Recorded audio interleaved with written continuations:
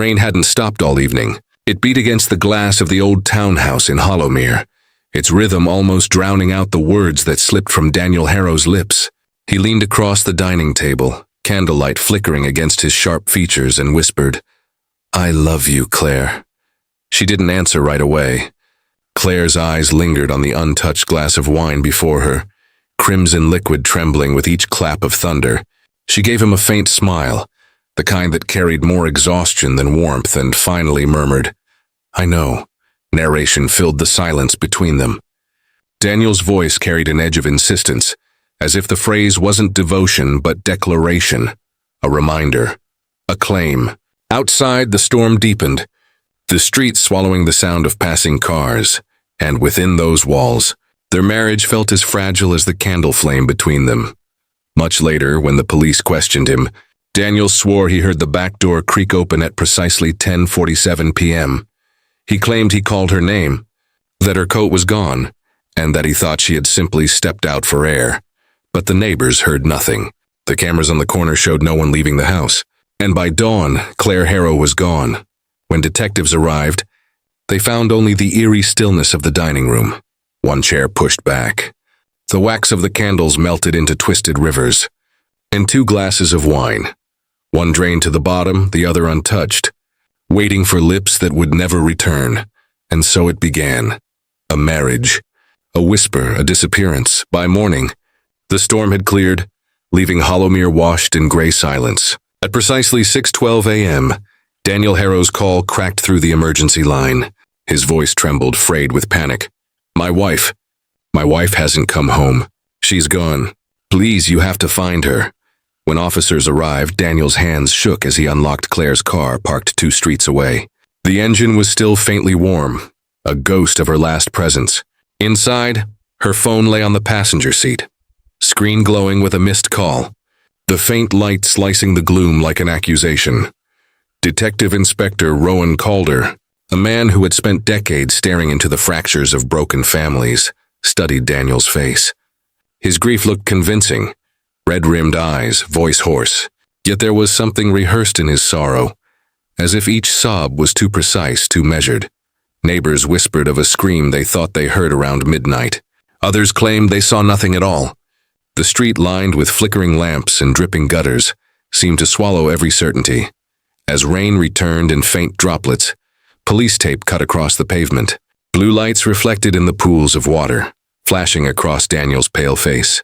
Half-lit, half-shadowed, he stood by the car as if tethered to it, eyes darting to every officer's movement. Was this the portrait of a grieving husband, or the mask of a man who had already rehearsed his alibi? Detective Inspector Rowan Calder knew that the first cracks always appeared inside the walls of a marriage. On paper, Daniel Harrow seemed flawless. No debts, no history of violence, a respectable job at a London brokerage. But behind the polished facade, silence often screams the loudest. Interviews began with neighbors and colleagues. Most described Claire as cheerful, well-spoken, but one word lingered in every retelling: guarded. As though she smiled to conceal something fragile, something waiting to shatter. The first breakthrough came not from testimony but from her study. A small leather-bound journal lay tucked beneath a stack of unopened mail. Its pages fluttered beneath the desk lamp, the ink smudged as if once blurred by tears. One line froze Calder in place. Love should not hurt this much. When confronted, Daniel brushed it off. His voice, calm but clipped, carried a rehearsed dismissal. Claire was dramatic. She read far too much into small disagreements, but the detectives weren't convinced. On the incident board, photographs began to gather. Claire's smiling face pinned in the center, a red circle drawn around her, threads leading to friends, timelines, and a single note scrawled in thick black ink, hidden tensions. Calder studied Daniel during the follow-up interview. His grief no longer seemed raw but strategic, each pause calculated, each word chosen. If he was innocent, the truth would eventually clear him. But if he wasn't, the marriage itself was already speaking louder than he ever could. Detective Calder's next lead came in the form of Amelia Whitcomb, Claire's closest confidant. She sat in the interview room beneath the sterile glow of a flickering strip light, her hands twisting a crumpled tissue. Tears streaked down her face. But when she finally spoke, her words carried the weight of a secret she had held too long. Claire wanted to leave him, Amelia whispered. She said Daniel's love felt like a cage. Every time she tried to breathe, he closed the bars tighter. The detectives exchanged glances. This wasn't the portrait Daniel had painted. A husband desperate, devoted, devastated. Amelia leaned forward, voice breaking. He'd call her dozens of times a day, ask who she was with, what she was wearing. Once she told me she found her phone moved from where she left it, messages missing. She thought he was watching her. Calder scribbled notes, his jaw set. The detail was chilling, but Amelia wasn't finished. She recounted nights when Claire would glance over her shoulder walking home. Convinced footsteps echoed too close behind. The paranoia, Amelia said, wasn't born from her imagination. It was born from Daniel. The words fear and control joined the detective's board, scribbled in black marker beside Claire's smiling photograph. Her journal had shown the pain, but Amelia revealed the terror. When Amelia finally broke down, her sobs rattling the cold walls, Calder leaned back in his chair. If Claire truly feared her husband, then the vanishing wasn't a mystery at all. It was a consequence waiting to happen. Detective Calder returned to Daniel Harrow with a colder gaze this time. The testimony of Amelia Whitcomb still rang in his ears, but what unsettled him more was the evidence quietly emerging from the shadows of Hollowmere. Security footage, grainy and ghost-like, revealed Daniel's car leaving the townhouse at 2:03 a.m., a full 2 hours before he claimed he ever noticed Claire was gone.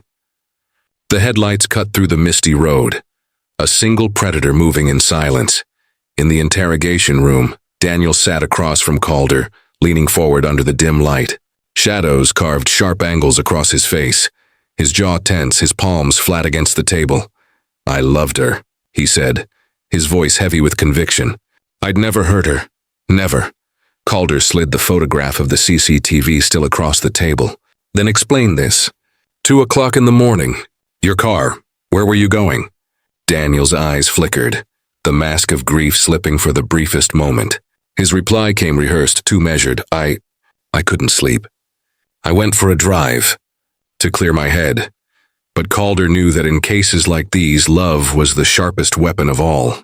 He studied Daniel's clenched fists, the tension in his shoulders, the way his voice faltered on the word, never.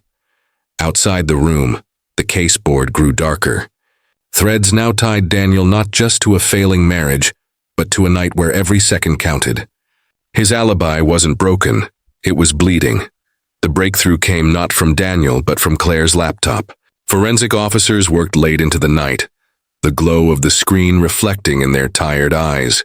Buried in her inbox were emails, not to Daniel, but to a man named Julian Moorcroft, a colleague from her publishing firm. The words were intimate, confessional, alive with the kind of tenderness absent from her journal entries about her husband. One line stood out, pulsing like a wound. "With you, I feel free. With him, I feel like I'm suffocating." Detective Calder read them in silence, his jaw tightening. This wasn't just infidelity, this was motive. A husband discovering betrayal, a marriage fraying under secrecy. When Julian was brought in, his eyes betrayed more grief than guilt. He admitted to the affair, but his voice cracked as he revealed something else. "She told me she was terrified of something she couldn't name. She said if she spoke it aloud, it would consume her. I thought she meant Daniel, but there was something else in her eyes, like she was carrying a shadow none of us could see." Calder pressed for details, but Julian offered none.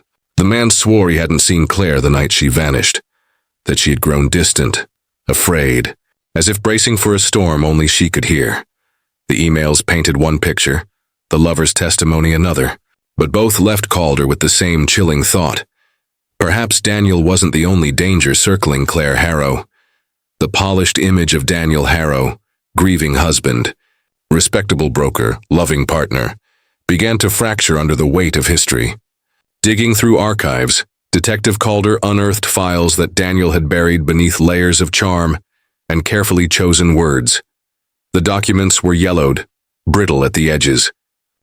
Among them, a restraining order issued in Bristol nearly a decade earlier. The name on it belonged to Eveline Kerr, an ex-girlfriend who described Daniel in terms that were painfully familiar. He watched me constantly. He threatened me when I tried to leave. He said love meant I was his forever. The police photograph clipped to the report showed Daniel younger, but unmistakable, his cold eyes staring through the black and white mugshot, lips pressed into a line of contempt. Calder stood in the flickering light of the incident room, staring at the wall now crowded with Claire's photographs, maps, timelines, and fragments of testimony.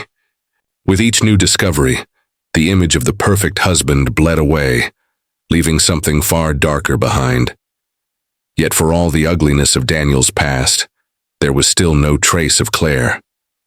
No body, no evidence of where she had gone. The marriage was rotting from within, yes, but the question Calder couldn't shake pressed harder than ever. Where was she now? The silence in the townhouse was beginning to feel less like absence, and more like a tomb waiting to be uncovered. It was 3 days after the restraining order revelation when the call came in. 2 hikers straying from the main path of Briarwood Forest stumbled upon something pale beneath the tangled branches. Within hours, the quiet woodland was awash in blue lights, police tape slicing through the fog like a wound. Detective Calder walked slowly toward the scene, his boots sinking into the sodden earth. Rain clung to the leaves, dripping in slow, mournful rhythm. Beneath a white sheet lay the body of a woman, her hair darkened by rain, her hand half buried in mud. The necklace around her throat told them what her face could not. It was Claire Harrow. But something was wrong. Too wrong. The crime scene was neat, her body arranged with deliberate care. The mud wiped from her fingers, her clothes smoothed, as though someone wanted her discovered, but on their terms. Forensics whispered theories, staged, controlled, rehearsed. Every detail pointed toward Daniel, yet nothing tied him directly. No fingerprints, no blood in his car, no weapon. Only the suffocating shadow of motive. Back in the interrogation room, Calder placed a single photograph of Claire's lifeless body in front of Daniel. The husband's face flickered. Grief, rage, calculation all at war in his expression. But his words came steady, almost rehearsed. You think I did this, but I told you, I loved her. Love, Calder thought grimly, had become Daniel Harrow's favorite weapon. The question was, could he break him before that weapon cut deeper still?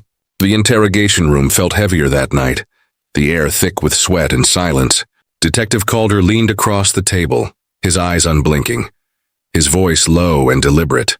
Hours had passed, yet Daniel Harrow remained rigid, jaw locked, fingers drumming against the cold steel surface. Finally, the mask cracked.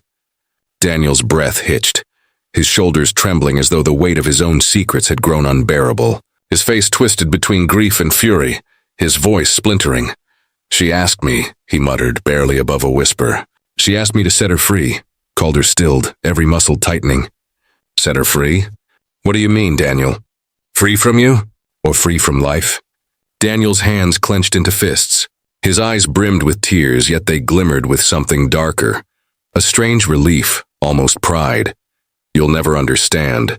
You think love is gentle. It isn't. Love is sacrifice, and she wanted release. Calder slammed his palm down, the tape recorder clicking to a stop. The words were damning but maddeningly vague. No confession. No clarity. Just a riddle drenched in obsession. The detectives left the room with more questions than answers. Was Daniel confessing to murder cloaked in romantic delusion? Or had Claire whispered a plea that meant something no one else could comprehend? One thing was certain. Truth and madness were now indistinguishable in Daniel Harrow's mind. The courtroom was a theater of shadows. The air buzzed with hushed voices, the weight of expectation pressing down on every bench. At the center sat Daniel Harrow, expression unreadable, eyes fixed on the empty seat where his wife should have been. The prosecution painted him as a predator cloaked in charm, a man who strangled freedom out of Claire until she could no longer breathe. They showed the jury the journal entries, the emails, the staged body in the woods. Every detail screamed control, jealousy, obsession. Then came Daniel's turn. His voice softened, his gaze steady, his words rehearsed. I loved her more than life itself. You cannot call that obsession. You cannot call that control. Love is not clean, it's not perfect. She was broken, and I tried to hold her together. She asked me to set her free. I gave her peace. Some jurors averted their eyes, unsettled. Others leaned forward, caught in the gravity of his conviction. It wasn't a confession. It was a performance, part tragedy, part theater, soaked in a truth no one could fully grasp. When the verdict was read, silence cracked across the room like thunder. To some, justice was served. To others, the answer felt hollow, unfinished, as though Claire herself had been silenced twice, once in life and once in testimony. On the evidence table, her wedding ring lay under glass, cold and gleaming.